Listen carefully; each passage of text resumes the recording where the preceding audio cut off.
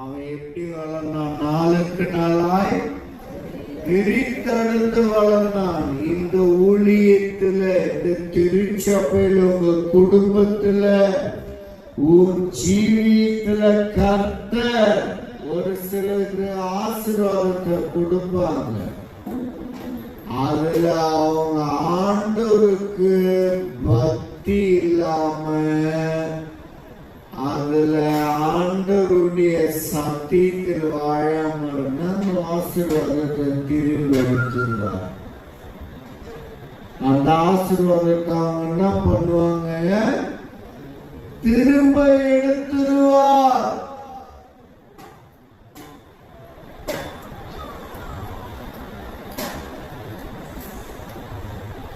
இப்ப நிறைய பேர் என்ன திரும்ப நினைச்சிருக்கிறாங்க, நம்ம காணி கொடுத்துட்டா கர்த்தர் நம்மள ஆசீர்வதிச்சிருவாரு. காணி கொடுத்துட்டா கர்த்தர் நம்மள ஆசீர்வதிச்சிருவாரு. கிறிஸ்துமஸுக்கும் காணிக்குவாங்கல, நோயிருக்கும் காணிக்குவாங்கல. அல்லேலூயா. ஒரு சில இடங்களெல்லாம் லைட்டு போறதுக்கு, ரேடியோ போறதுக்கு வீட்டுக்கு 2000 3000. அல்லேலூயா. நாங்களும் லைட்டு போட்டுக்கிறோம், நாங்களும் ரேடியோ வச்சுக்கிறோம். நாங்க ஏன் வாங்கணும்? வேணுன்ற காசை கர்த்தர் பாருங்க, உங்க இருதயத்துல பேசி ஆண்டவர் கொடுக்க சொல்றாரு பார்த்தா அதுவே போதுமானதுதான். ஆமென்.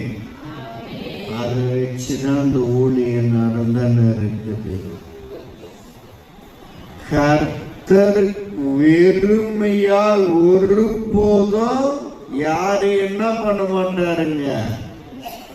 கைவிடவே மாட்டார். இப்ப 11:40 ஆகிறது. அல்லேலூயா. எவ்வளவு நேரம் ஆகுறதுங்க?